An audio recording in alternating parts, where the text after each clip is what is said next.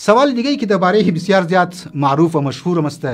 و اکثر از علما هم سوال شده، در کویته مضمون عملا سوال میشد، درباره تخم جنگیه که در ماه مبارک رمضان دیده بچا ساعت خو تیر مونن دیگه و لبی رول ششتن بجایی که برن لب کلاس بگیره یا دعا بخونه چیز دیگه در تخم جنگی مشغول هستن و او هم دیگه قطار که استعمال یک صف جور مونن لاین تخماره دیگه رنگ برنگ. خب سوالی ده که آیا تخمی که جوش داده است و برایش یمی قمار بازی میشه، تخم جنگی میشه، آیا این خرید فروشی چطوره؟ حکمش چیه گفته؟ تو خیلی نزدانی من مطابق آیت الله سیستانی که بسیار زیاد اکثر افرادهای شخصم دخال ما آیت الله سیستانی گفته بوده، الکلمات یاد مایا آیت الله سیستانی گفته که هر چیزی خرید فروشی حرامه که او قمار باشه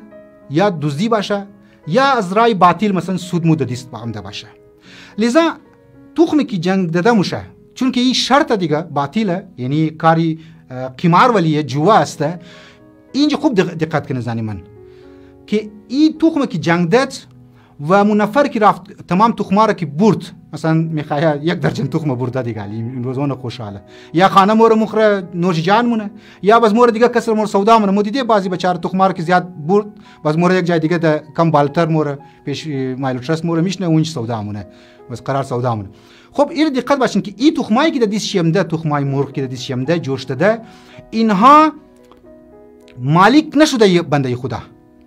دقت کن مالک نشده. وقتی که شما در دکان موری سودا میگیری، دقت که من شما مثال بزنم، مثلا طور پر این انگشتریه، ما این انگشتری کو سودا مونم خرید فروشی حلال چطوره؟ این انگشتری فلان آدم که دادم او آدم پیسه را میده، این انگشتری مش مالی از آدم، ما مشو مالک از آدم، این پیسه را ما مالک مشم. لذا از زنی من تخم مرغی که جوش داده باشه و قمار زده شده باشه، قمار اینجا اصلا نفری که درو میخواهی سودا کنه و اون نفری که درو میخره هر دویشی نه مالک پیسه میشه نه مالک تخم میشه. و اگر رفتی تخم را مثلا خورد معنیش اینه که مالی باطل خورده، مالی غصبی را خورده. لذا اثر وضعی از این تخم جنگی که قمار است،